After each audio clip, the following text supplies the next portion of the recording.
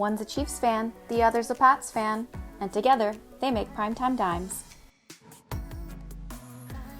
What's up, my fellow football fanatics? Welcome back to episode 12 of Primetime Dimes. It's your weekly source for surviving the off-season and breaking down the headlines during the season. So I'm one of your hosts, Megan, and with me, as always, is Chelsea. Hello. It's the last, I'm going to put an asterisk here, Thursday, Friday of the month, actually the start of the new month. And if you're a new listener here, typically the last week represents college football, and we try and focus on what is happening over in the CFB. And it turns out there's actually a lot to discuss this time, especially when you compare it to NFL news. Yes. So, Chelsea, can you update me as to what's, new and happening in the college football sphere? Oh, yes, my pleasure. So first and foremost, we have Nick Saban, Alabama's head coach, has signed an extension through to 2028 to be coaching the Crimson Tide. He's currently entering his 15th season as the head coach there. He did, Alabama Athletics released a statement that he said he was very pleased and happy to sign the contract extension that'll keep him in Tuscaloosa through the end of his career. So by the time this contract extension is over, Nick Saban will be 77 years old. He's going to retire with the Crimson Tide. As much as I hate Alabama, Nick Saban has had a phenomenal career as a head coach there, and to see him finish it off there in 2028 is going to be really exciting. Yeah, so the Patriots of the CFB, right? Oh, That's yes. what you always tell me. They have a great program. They run it like an NFL program down there pretty much. And a little Nick Saban history for our listeners, for people who don't really keep up with college football. So Nick Saban has led the Crimson Tide to 6 national championships starting in 2009. 7 Southeastern Conference titles, and his overall record with the Alabama program is 170-23. He has gone 21-2 against opponents ranked within the top 10 of college football. Yeah, so he's just Bill Belichick. Yeah, I understand why these two coaches, both Coach Saban and Coach Belichick, love to feed each other players. Like, my goodness, the amount of Alabama players or previous Alabama players that are Patriots are ridiculous. Like, Saban just breeds these kids for the NFL, or I guess I should say grooms these kids for the NFL. Like, I hated college football for the longest time, specifically Bama and Ohio State. And it's just like, well, of course I always heard about Alabama. It's because they always win. Yeah, you can almost guarantee that they're going to be in the top 10, top 4, usually the top 4 every season. It's hard. It's tough to beat them. Nick Saban has built a very strong program there. He's really good with recruiting, and a lot of players also want to go to Alabama too. So it's not hard for him to get 4-star, 5-star recruits. And I believe this offseason, they've had like 24, 26, 4 or 5-star recruits. So it doesn't even matter what kind of talent that they've lost. It's easily replaceable for him, which is the crazy thing, is he's really good at finding the replacements, which is obviously key in college with players typically sticking around for only 3 years. Yeah, that's... But yeah, we won't get too much into Nick Saban's career because we do have plans to talk about the entire Alabama dynasty, because it's hard to deny the talent and what Nick Saban has built there. So we do have plans to talk about that on a future episode, but just a fun update there for, Nick Saban staying with the Crimson Tide. I think it was kind of expected, but we will see him there until the end of his career. Moving on to Arizona State, some not so good news out of Arizona State. The NCAA is investigating them for allegations related to their football program. These allegations include paying players, major recruiting violations, COVID violations, just a whole bunch of other ones too that have led the NCAA to have some serious concerns about the coaching staff and if the coaching staff is going to be coaching this season. Not only does this this is just a really bad time to come out in the off season as the transfer portal closes July 1st. So with this news coming out in June, with players who maybe have contemplated going to Arizona State, they maybe will turn that down if, they wanted to be with a certain coach that is not going to be there now because of these allegations. We're going to see what happens coming out of Arizona State, but this is just not a good time for them. Yeah, but it sucks so much because the first one or two I had no problems with because I think players need to be paid.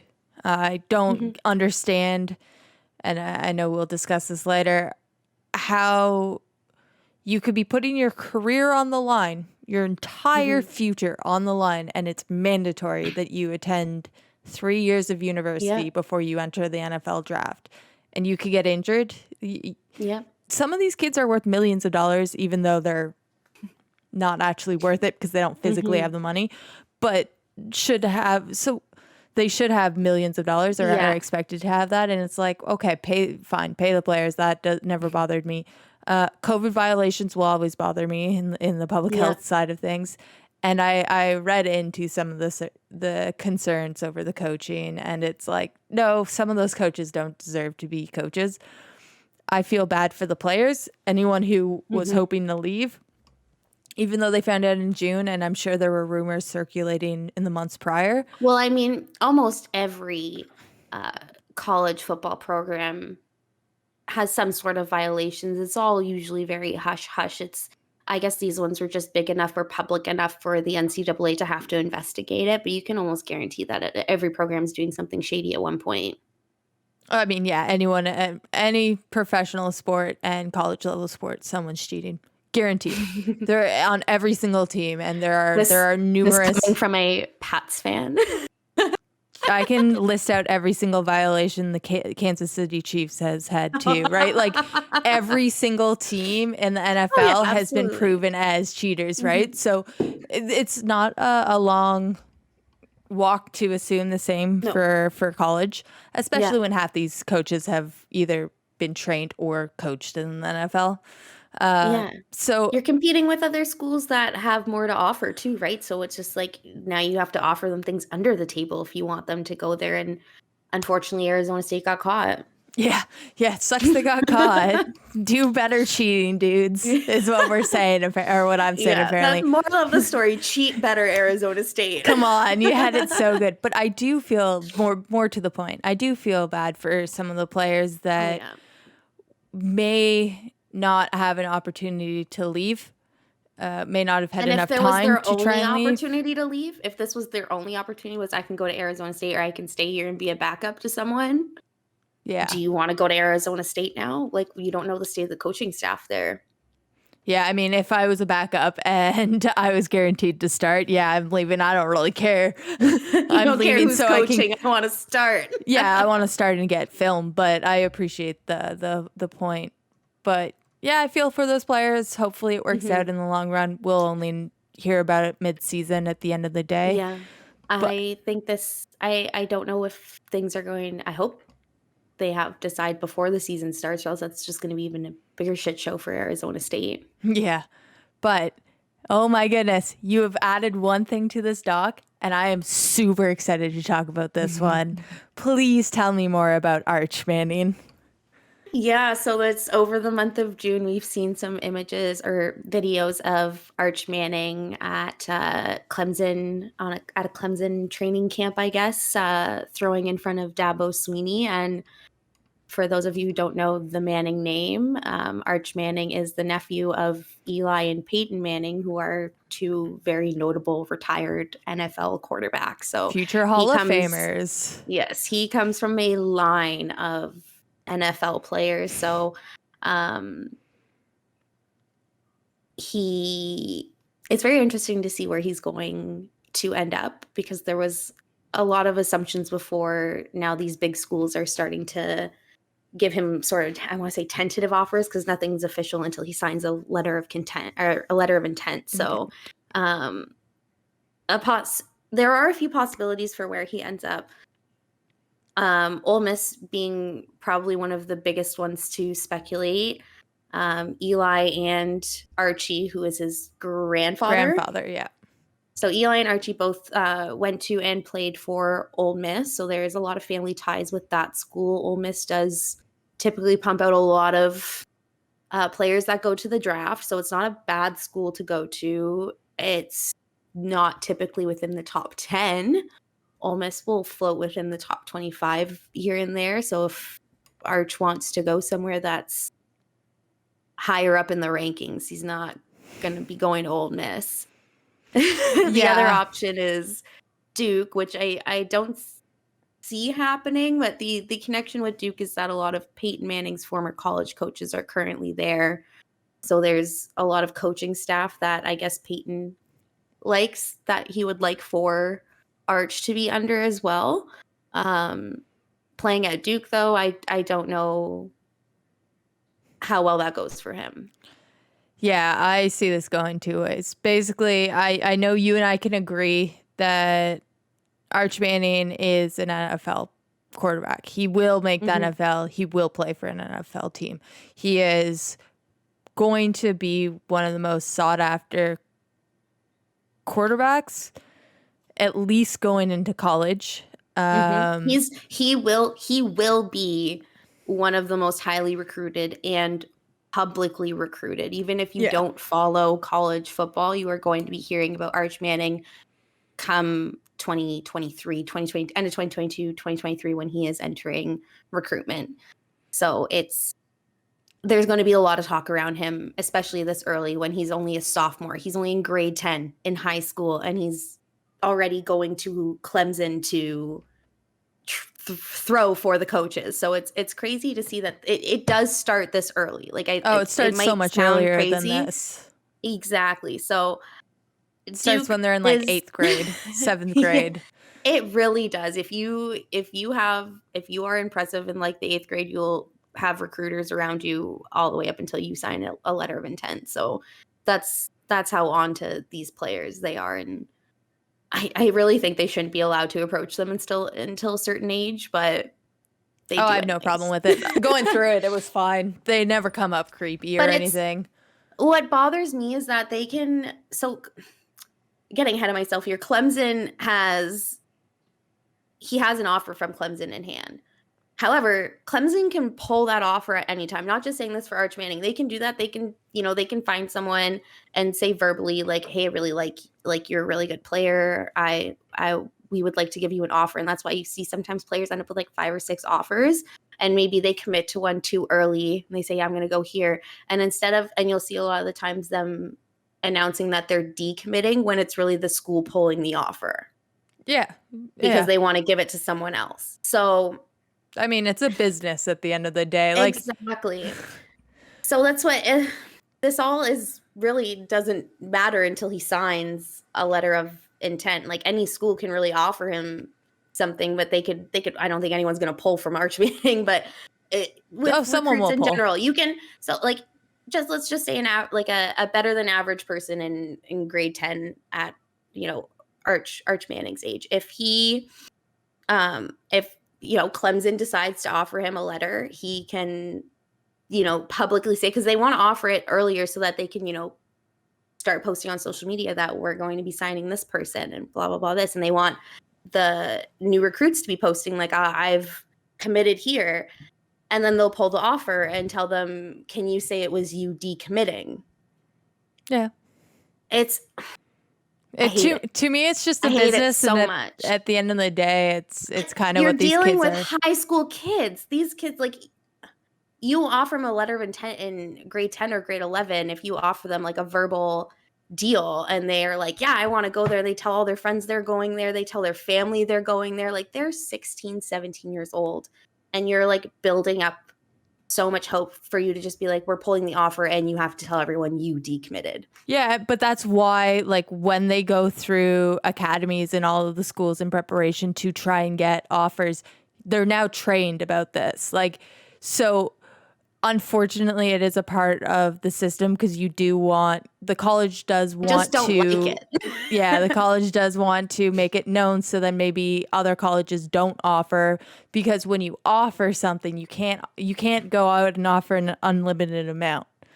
You have to offer a certain amount. They offer, like, let's say they have like 10, I don't know what the number is, but we're going to go with 10. Let's say they have 10 offers. They've given them all out, and this, like, it's not even the off season yet for the upcoming freshman year. And then come the off season, you find 3 players you want to offer it to. Now they have to go to those 3 previous ones that they've given it to, pull from 3 of the ones they've already told, and give it to these 3 new ones. So it's, I know, and that's why I'm saying, like, you make it known, you make the statement early, because you're trying to dissuade other school. Yeah, you're trying to dissuade other schools from offering these kids. I just don't like how they're using kids as a pawn in this. But going back to Arch Manning, the other possibilities there, other than Ole Miss and Duke, are LSU and Georgia, just because they're close from home. He is from New Orleans.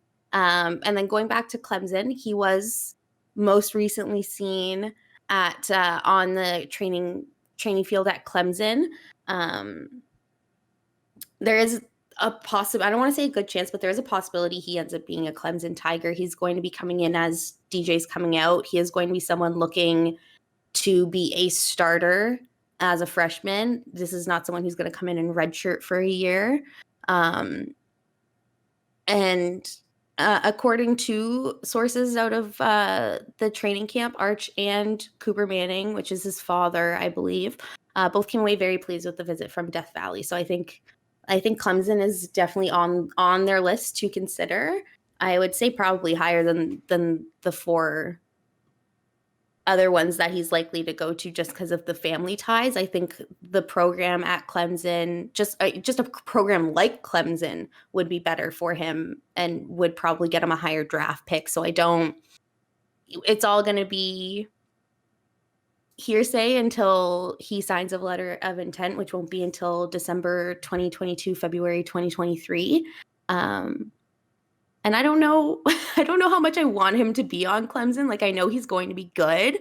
He's just, like I said, he's going to be very highly recruited, publicly recruited. There's going to be a lot of eyes on him. And I just don't want that pressure as a Clemson fan. But, if he comes to Clemson and turns it out, I'm obviously still going to be happy. Yeah, it'll be interesting to see. But yeah, I'm excited to see, like, he's only in grade 10, so I'm sure we're still going to hear a lot more about Arch Manning within the next few years, how he does with the rest of his high school career and where he ends up in recruitment.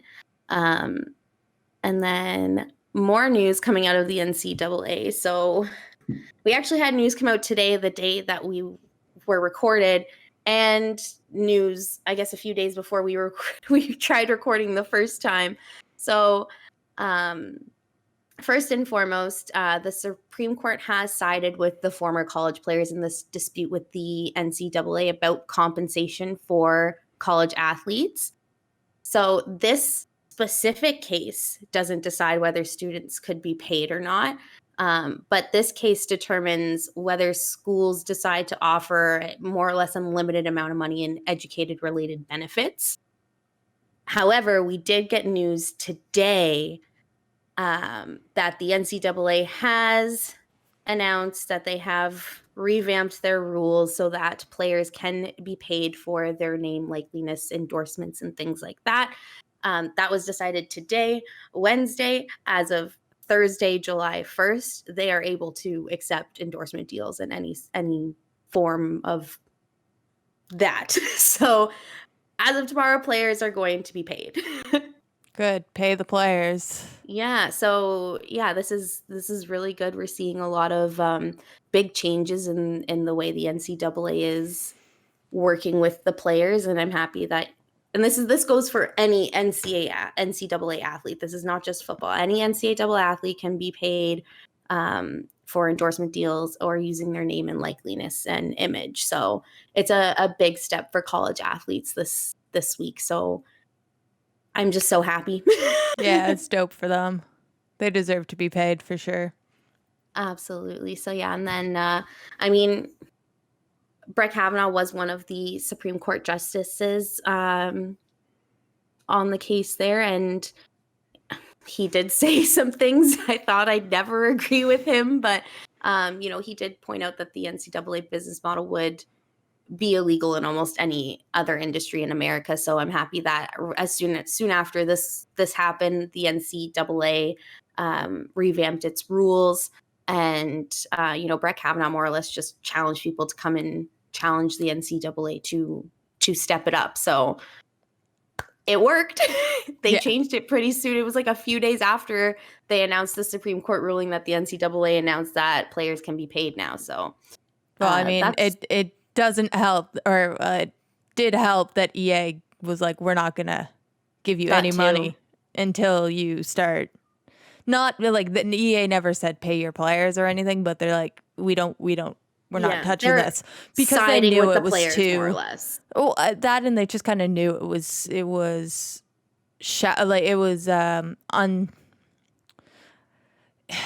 it wasn't solid floor, like that the whole thing had been propped up on like cards and glass and all of that. Like it was so flimsy that EA is like, well, why should I pay billions to the corporation when I could pay millions to the players?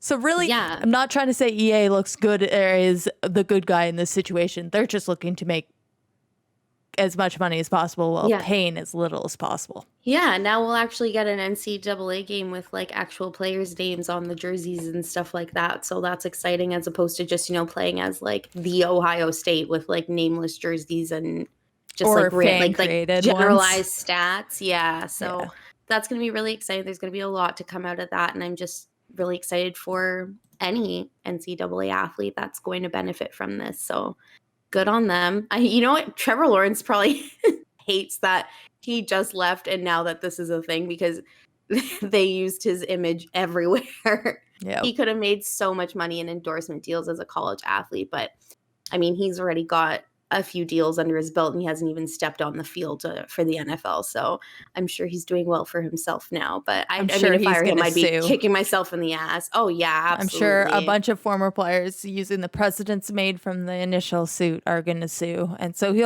won't make the same amount. But at the end of the day, he's also about to make hundreds of millions of dollars from playing the sport and all the endorsements and stuff he'll make. So he's not short money by any means. No, it is also going to be interesting to see if and who come and try and bring more cases to the court against the NCAA for compensation. So, or you'll see you could see a class action settlement. That might more likely if they get enough players, which they probably could. Yeah, I think every single player would be signing that if they could. But yeah, and then I guess more or less the biggest news that has come out of the college football offseason is that we have a potential playoff expansion on the table, which is very exciting because this is something that's been talked about for a very long time. A lot of people are not happy with how the ranking system works, which we went over in a previous episode, but I'll go over it briefly again because it does tie into how the new playoff system would work. But yeah, a lot of people have been complaining that the ranking system is unfair because it's based off of an opinion of a committee and not the actual game outcomes. Oh yeah, it's bullshit.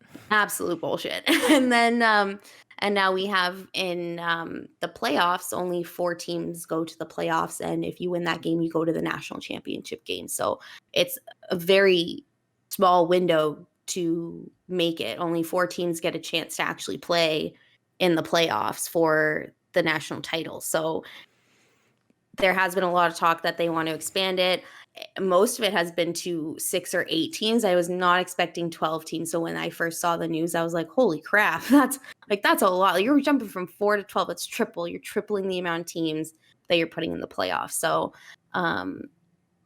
going back to the rankings. So the rankings determine who makes it into the playoffs. So there are 2 polls that come out throughout the college football season. The first one is the AP poll, which is an Associated Press poll. Members of the press make up this committee.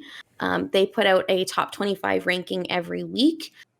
This one is not official by any means, as the college football playoff CFP They put out a CFP rankings as well. This one comes out halfway through the season, and this one is the one that is official. So if you're in the top 4 on this list by the end of the season, you are going to the playoffs.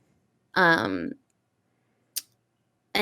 the CFP ranking system is determined by a selection committee made up of experts in football. So athletic directors, former NCAA reps, and former head coaches, and also leaders outside of the sport. So there's been like a Secretary of State, there's been a lieutenant, and other people that serve have been on this council as well, which is just so much more bizarre because they're not even. Yeah, it's just opinions rather than educated. It's very opinionated. Yeah. Or subjective opinions instead of an educated guess. Yeah. And then what factors into these rankings are conference championship wins, the strength of the team's schedule, head-to-head results, the comparison of results against common opponents from previous seasons, and so on and so forth. So, those rankings determine the top 25. Whoa. They use comparison of results against common opponents from previous seasons or from current? That is BS. That is where I have the most problem with this. It's like it's a different team playing another team, like different composed team. It's the same. They're more or less comparing the programs. I think that's what you really have to look at. It's not just the play. Worse. It's. I know it's so confusing because, like I said, in the NFL, these players are there for years upon years upon years. In college football, you're lucky if you get a player to stay with your school for the full 3 or 4 years because you only need to complete 3 years to go into the draft. No, that I get. But there's always moving pieces, so you can't really compare the players. So this is why they can compare common opponents. So like if you're a team who plays like Clemson plays Syracuse a lot, Clemson plays North Carolina a lot. So like if Clemson typically wins those games and there are a lot of those games on that schedule, it's typical like they're more likely to win. So it's sort of like that, I guess. No, I get what you were saying, but what I'm saying is like that's so unfair when you have like LSU. Where did LSU come from? Well, they picked up players. So let's say Clemson had previously played LSU. I don't know if this is if they actually play each other that often, but if they had played each other every other year, let's say for the last 10 years, and Clemson had always beat LSU, and then Clemson goes and loses to LSU or has a close game to LSU, Clemson gets penalized for that. Yet LSU in 1 year managed to get some of the best college players during that. So it's like, okay, but you're now comparing apples to oranges. Statistically speaking, you would not compare those two. So I'm like, why are we doing it in a sports setting when I, as a data analyst, would not be allowed to do that? No, the college football system is it's so confusing and it's so messed up. But yes, that is a component in that what factors into the rankings. That's where I find it unfair. If we had something like this in the NFL, I think the fan base would absolutely flip out. Yeah. And I think it's just because this has been around for so long. Like when you start watching college football, like it's just so integrated with it that like you can't. But anyways, so yeah, that's what's incorporated into the rankings, and then that makes up the top 25. And then we move into you play a bowl game. The top 4 teams in the bowl games is considered their playoff game. If you win that game, you move on to the national championship. So the only time the rankings don't come into effect is the playoffs. Once you're in the playoffs, if you win that game, you move on. Yeah. Which is how it should be. Yeah, absolutely. So yes, I think we can both agree this is very unfair. And even for the bowl games too, to be eligible for a bowl game, you have to have a .500 plus win record, which is about at least 6 wins every season. And even sometimes having that does not merit you a bowl game. So it's just, it's insane how opinionated this is. And we'll throw up a graphic here for you guys to see too, but I have one for me and Milton that lists the top 4 teams. So the playoff teams from 2014, which is when they first put in the CFP ranking system, until last season, 2020. And looking at this, you see right away there are 4 teams that are there. Yeah. I think Clemson has been there every year except 2014. They've been in the playoffs. Alabama has been there every year. Oh, no, except for 2019. Yeah. That was the year they ended in 13th. You have Oklahoma in there a lot. Ohio State's been there a few times.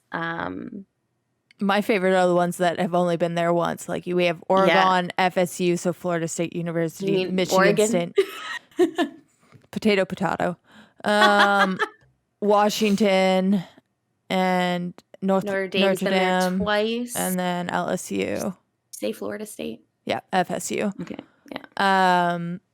Like not a lot. I think there's less than 10 teams that have been in the playoffs since 2014. That is insane. Personally, like this is not something that even happens that you see in any other sport. That I feel like that a team just is like consistently that. Like I don't even think the Patriots have been like in a you know what I mean? Have they been there as often as like these teams have been? Yeah, okay. I mean, but not really. Take away last year, they had been in the playoffs every single year except for the year that Brady was injured, which was in 2008. So like they almost went 20 years. These teams being here all the time is very comparable to like the Patriots being in the playoffs all the time in the NFL. So like it's monotonous. I hate it. It's the same. I mean, I don't hate it as a Clemson fan, but it's not. I can acknowledge that it's not fair, and I would love to see more of a competition in the playoffs. Like I never really liked that it was just. I mean, I did because Clemson was always there, and it was just one playoff game. So it was like, okay, if we lose this, it's done, and if we win this, it's just one more game. When the Chiefs run through the playoffs, it's 2 or 3 games plus the championship if they make it there. And if they go a third year in a row, I honestly think I'm gonna have a heart attack during the off season or the postseason. Yeah. But yeah, so it's a very unfair system. So I'm very happy that they are changing at least one part of it. So the proposal that they have brought for the 12 team, it was, so yeah, they proposed to the committee for the expansion, the 6 highest ranked conference champions would populate the bracket along with the 6 at-large teams. There would be no automatic qualifiers for the Power 5 conferences. The 4 highest ranked teams would receive a bye, and the CFP would commence with 4 play-in games hosted on the campuses of the teams ranked between 5th and 8th. So 1 through 4 get a bye. The rest of them will play the first round of, I guess that's the quarterfinals. The first round of the playoffs will be a bye for the first 4 teams, and then the rest of the teams will play their first playoff game on the field of the team with the higher record. The playoff games would start approximately 2 weeks after the conference championship games in early December. The winners of those 4 games would advance to the quarterfinals. Okay, so you get a bye into the quarterfinals. Sorry, college football is so confusing. I am trying my best to break this down in a way that you can understand. So the winners of those 4 games advance to the quarterfinals, which will be played on January 1st or January 2nd if New Year's Day falls on a Sunday because NFL. And I'm guessing that's like the bowl games then, because there's going to be an extra set of games between the conference and the bowls, I guess is what they're trying to do. Yes. And then so after that, the semifinals would be played 10 to 14 days later, which is typically when the national championship would be, is the bowl games happen on New Year's Day. And then 2 weeks later, you have the championship. No proposal has been made on when the championship game would be played, though. And we don't have any further information as to how the bowl games would be factored into the expanded field. Like I said, I don't know if it would be like the bowl games would be the quarterfinal before that first one with the bye. I feel like that sounds like the most plausible thing. There were no specifics offered as to whether the 12 teams would be ranked or seeded differently than the playoffs currently rank the top 4 teams each year. So there is potential, like it wasn't specified, but there is a possibility that with this playoff expansion, we also see the rankings go away. Maybe not entirely. Yeah, no, they'll always talk about them because at the end of the day, not everyone will be able to play each other in one in one season. So then, yeah, you have to get into a way where there is an equal or an equitable division of not votes, but I want to say votes for determining who gets in. So I'm not saying that these rankings count as votes, but like you have to figure out how to compare teams that do not play each other even remotely in the schedule. Well, the good news is they're going to have a lot of time to figure that out. So with this proposal that they brought into the table, it has been approved for a feasibility study to be conducted. They haven't really set a date for it, but they've been calling it a summer study. So I'm assuming that this is going to take place over the summer. And then they do have a meeting in September, which will include university presidents and the conference commissioners. So I think this will be when they look at the feasibility study. The feasibility study is going to look at when and where the games would be played, because they do have a contract currently with ESPN that's through 2025 for how the playoffs are how the current college football system is set up. They have a contract with ESPN through 2025. So that means that we're probably not going to be seeing the 12-team playoff expansion in college until 2026, when there's either a contract extension with ESPN or this hits the open market. So this is where it's going to get very interesting, because media rights sources have valued the 12-team playoff at approximately $1 billion per year. The current CFP system with ESPN averages $6 million annually. So it's going to be more expensive because there are going to be a lot more games. They're going to be happening around the same time as the NFL playoffs. So there are like two sides here. First is that it's probably in ESPN's best interest to not bargain with them, but make a deal for an extension before their current contract ends, so that they'll have a bit of an upper hand there in saying we're extending the contract. So they maybe have a bit more of a say in bargaining for the price. Whereas if they take it to the open market after their contract is over with ESPN, it's going to go to a bidding war to whatever sports media company wants it. Yeah, I mean, we'll just have to wait to see. It's a little ways away.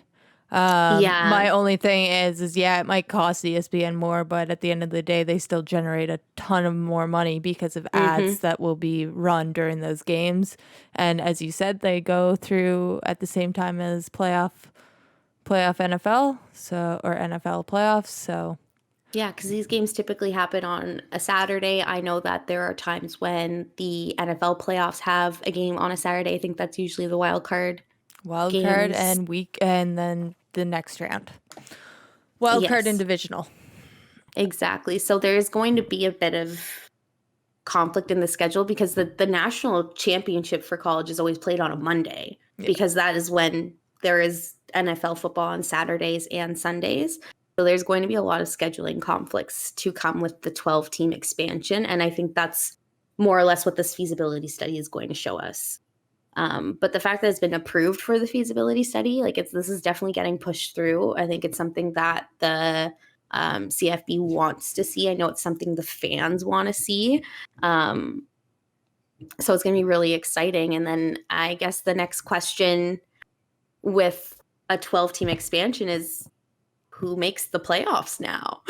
Yeah, that will be fun. I can't wait to see who makes the playoffs.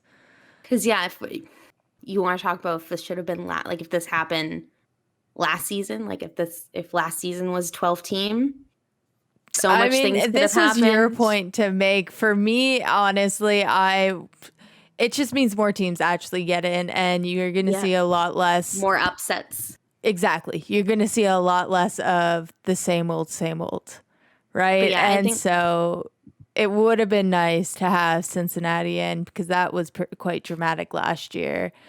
I was so upset. I don't think Cincinnati should have been in the playoffs, but they definitely should have been ranked higher. They were ranked lower than a team that had 3 losses and they had no losses. So it's just really annoying to see when you get told you have to win, having an undefeated season and winning your conference championship would get you this type of ranking. They do that and they get ranked lower than teams that I guess maybe get more views. So they get the better game spot. They get the better bowl game. So that really bothered me. Texas A&M not making the top 4 last year bothered me so much.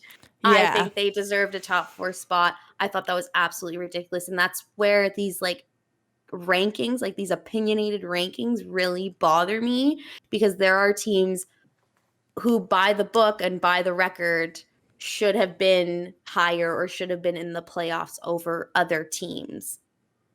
It's really annoying, but I can see how on strength of schedule why Oklahoma was ranked above Texas A&M. My only problem with Texas A&M is that I wouldn't have put them in the playoffs. I'd put them in the bowl game. They did. They played their bowl game. I'm pretty sure they won the bowl game. Exactly. Sorry. Yeah, I don't remember which bowl game they were in. I knew they were in one. I can tell you.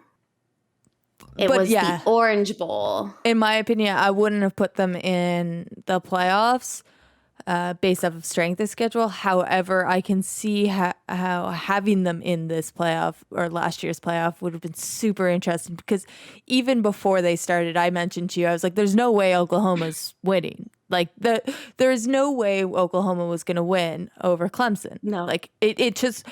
At that time, it wasn't. They didn't. You faced Alabama. Bama. Sorry, they didn't have the players. Alabama was unstoppable last year. It was inevitable, pretty much. Yeah, but it would have been interesting if you would have had maybe Texas in as a 5 and maybe or Texas in as a 6, have Oklahoma in as a 5, and maybe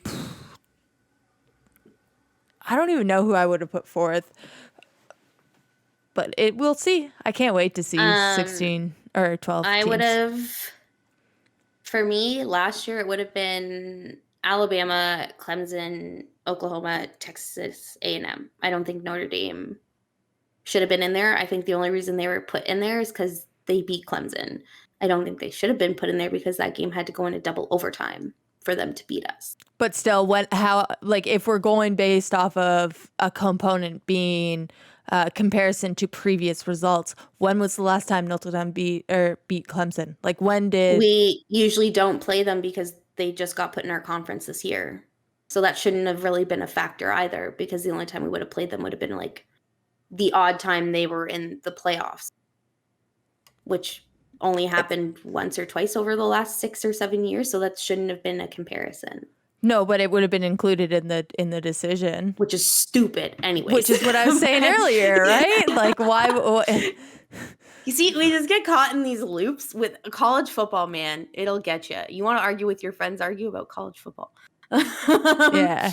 But we'll end the show with because we do have some preseason ranking. Oh, I cannot. That are based off of the dumbest things. We have some preseason rankings that obviously shouldn't be taken with a grain of salt, because these ratings encompass what happened at the spring games, new recruits that have brought in, 2020 season results, and the returning players or the returning talent. So no surprise, Alabama is number one in the preseason rankings. They finished number one in the polls last year. They went 13-0 last year.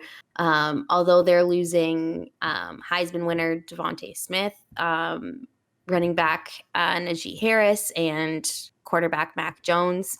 Like I said earlier, Nick Saban has a very good recruiting class coming in.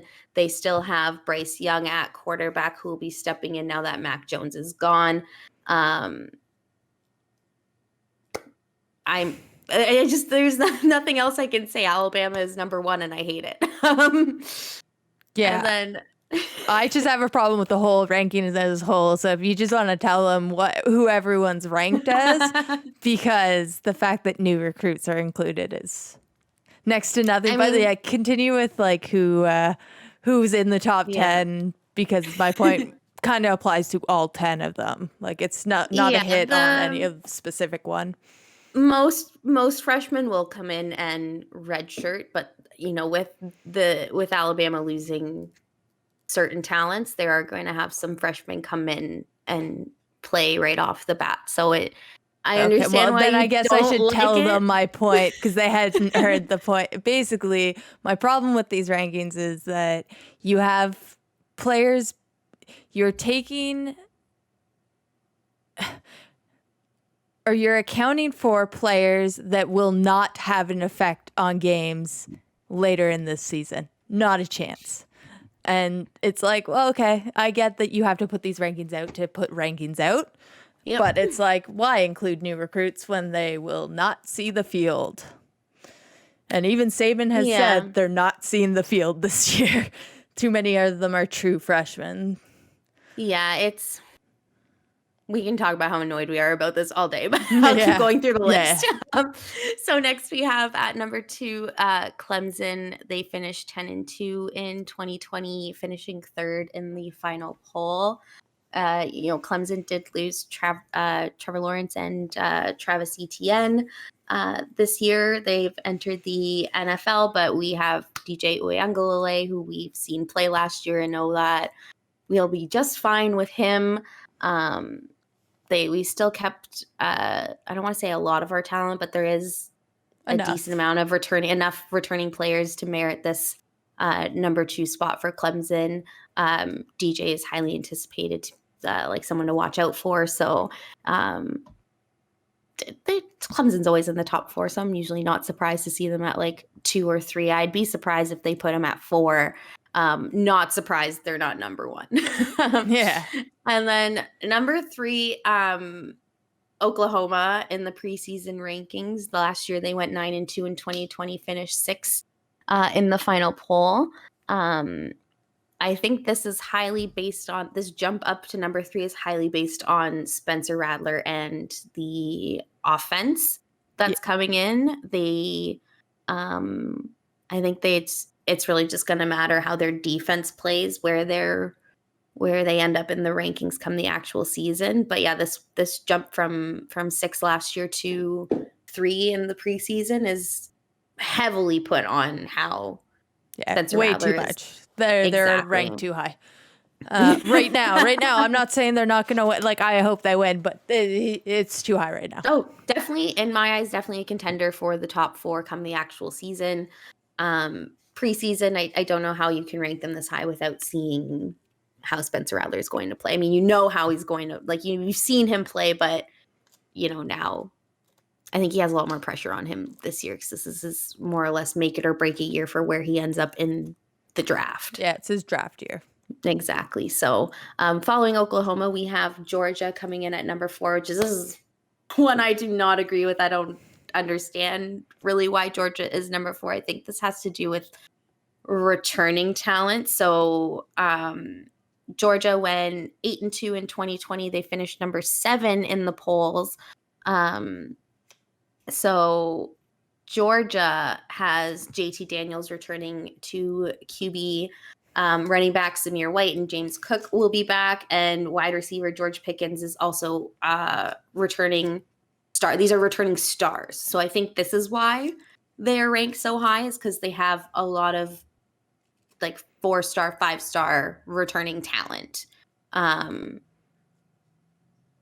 So this one's going to be Georgia's going to be interesting to look at because there is a lot of pressure on them to beat Alabama this year. That is sort of like their goal. I don't know if Georgia's goal is to actually win the national title this year, but I know they're determined to try and this is the year that they want to beat Alabama. So there's a lot riding on that preseason 4. Yeah, that will be interesting. I don't think they're going to beat Alabama.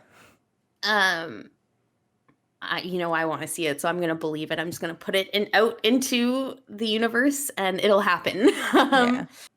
And then at number 5, we have Iowa State. They went 9-3 in 2020, finished 9th in the polls. Iowa State had a lot of exciting games last year. They finished in the top 10. They won their Fiesta Bowl, and they have returning All-American quarterback Breece Hall. Nice. So I'm excited to watch Iowa State this season. I think that they're going to have another exciting one. So it's going to be interesting to see. No, nothing in this world is going to get me to watch Iowa State. We'll see about that. Watch them enter the top 4 and you be like, all right, I'm going to sit down. But yeah, Iowa State is definitely a team to keep your eye on. And then number 6, we have Ohio State. So they dropped from number 2. They lost the national championship last year. They finished the season 7-1. They did beat Clemson in the playoff bowl game, but they just were not able to beat Alabama in that championship. Justin Fields is gone. There's just a lot of missing pieces now at Ohio State, and I think that's definitely why they fell so far. Yeah, I would have. It's hard to say based off of preseason. I would think they would be better. It would be better suited to have them lower. I think there are other teams that should be higher, but I agree. I think they should be lower in the preseason rankings. I think they should still be within the top 10. Obviously they did make it to a national championship last year, but yeah, they did lose a lot of talent. I'm not too sure about the talent that they've brought in and what's going to happen there. So Ohio State's another one just to keep your eye on to see just what's going to happen. It's going to be interesting. And then at number 7, which this one doesn't really make sense to me, is Texas A&M. They went 9-1 last year, finished number 4 overall in the polls. They won their Orange Bowl game.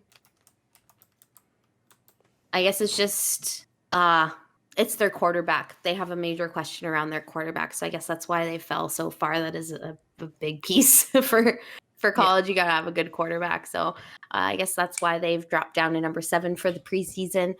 Cincinnati at 8. They were 8 last year when they finished. They are 9-1 in 2020. They lose their bowl game? It says it came this close to being undefeated.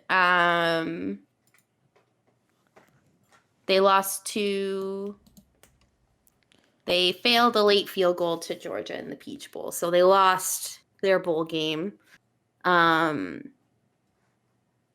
I think they have a good defense. They've lost their defensive coordinator. He's at Notre Dame this year, and they play Notre Dame this year. So I think can't wait.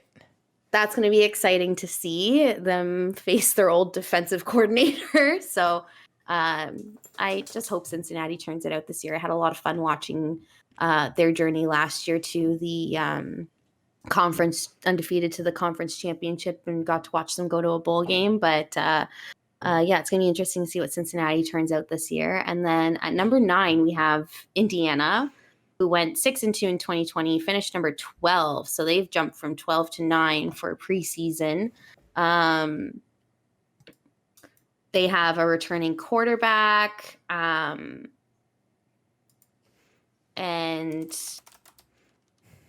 I think that's really it. I think the returning quarterback is all I can see here that is meriting this push to 9. And then number 10, we have Iowa University. So there are 2 Iowa schools on this preseason list, Iowa State at 5 and Iowa University at 10.